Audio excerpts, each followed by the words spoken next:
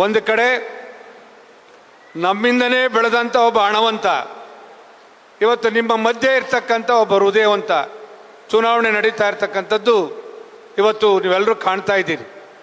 ಇವತ್ತು ಕಾಂಗ್ರೆಸ್ ಪಕ್ಷದ ಮುಖಂಡರು ಎಷ್ಟು ಮಟ್ಟಿಗೆ ಇವತ್ತು ನಮ್ಮನ್ನು ಎಲ್ಲಿ ಹಾಕಿ ಎಲ್ಲಿ ತೆಗಿತಾ ಇದ್ದಾರೆ ಮಾತುಗಳಲ್ಲಿ ಅಂತಕ್ಕಂಥದ್ದು ಗೊತ್ತಿದೆ. ಅದರ ಅಗತ್ಯ ನಮಗಿಲ್ಲ.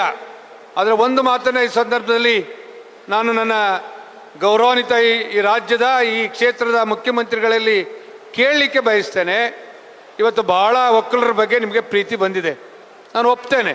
ರಾಜ್ಯದ ಮುಖ್ಯಮಂತ್ರಿಯಾಗಿ ಈ ಪ್ರೀತಿಯನ್ನು ವ್ಯಕ್ತಪಡಿಸ್ತಕ್ಕಂಥದ್ದು ನಿಮ್ಮ ಜವಾಬ್ದಾರಿ.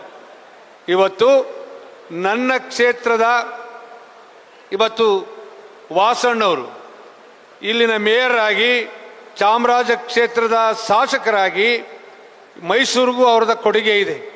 ಅವರ ಶಾಸಕರಾಗಿ ಇವತ್ತು ಬಹುತೇಕ ಇಲ್ಲಿ ಕೊಟ್ಟಂಥ ಯೂನಿವರ್ಸಿಟಿ, ಅದು ವಿದ್ಯಾ ಇಲಾಖೆಗೆ ಕೊಟ್ಟಂಥ ಕೊಡುಗೆ, ಆ ಕಟ್ಟಡಗಳು ನೋಡಿದ್ರೆ ಇವತ್ತು ನಾವು ವಾಸಣ್ಣ ಏನು ಮಾಡಿದ್ದಾರೆ ಅಂತಕ್ಕಂಥದ್ದು ಅರ್ಥ ಆಗುತ್ತೆ.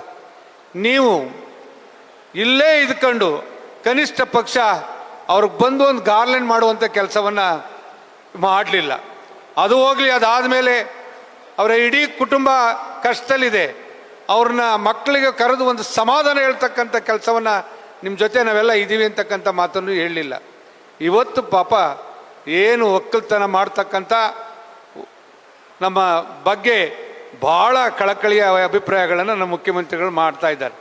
ಪಾಪ ಲಕ್ಷ್ಮಣ್ಣವ್ರನ್ನು ಅವರೇ ಒಕ್ಕಲರ ನಾಯಕ ಅಂತೇಳಿ ಪ್ರತಿಬಿಂಬಿಸ್ತಾ ಇದ್ದಾರೆ.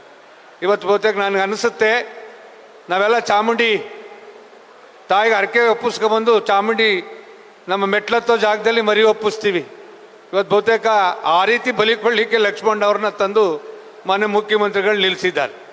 ಯಾಕೆ ಮಾತನ್ನು ಹೇಳ್ತಾ ಇದ್ದೀನಿ ಅಂತ ಹೇಳಿದ್ರೆ, ಮೊನ್ನೆ ರಾಹುಲ್ ಗಾಂಧಿಯವ್ರ ಸಭೆಯಲ್ಲಿ ಹೇಳಿದ್ದಾರೆ, ಏನು ಮುಖ್ಯಮಂತ್ರಿಗಳ ಆಗಿದ್ದಂಥ ಸಂಬಂಧದಲ್ಲಿ ಕುಮಾರಸ್ವಾಮಿಯವರು ಅವ್ರ ಮಗನ ಮಂಡ್ಯದಲ್ಲಿ ಗೆಲ್ಲಿಸ್ಕೊಳ್ಳಿಕ್ಕಾಗಲಿಲ್ಲ ಅಂತೇಳಿ.